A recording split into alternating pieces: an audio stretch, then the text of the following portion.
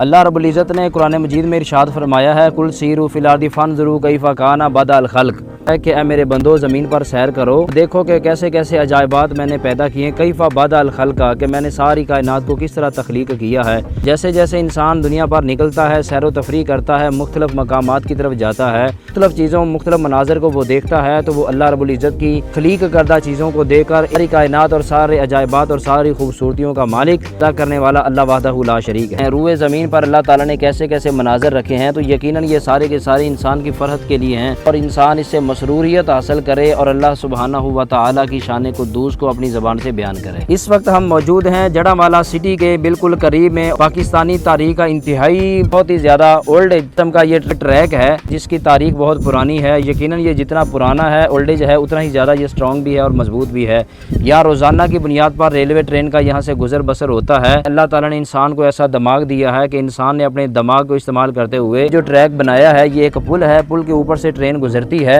یہ اتنا مضبوط ہے، نیچے چیر بیال کی لکڑی کے اوپر یہ سارا ترتیب دیا گیا ہے۔ اس کے اوپر سے جب ٹرین گزرتی ہے، صدیاں گزر گئیں، زمانے بیت گئے، آج بھی ٹرین بلا خوف و خطر یہاں سے گزر رہی ہے۔ یہ تاریخی بورڈ ہے، یقیناً بورڈ کی حالت دیکھ کر آپ اندازہ کر سکتے ہیں کہ اس کو کتنی صدیاں کتنے زمانے بیت گئے ہیں۔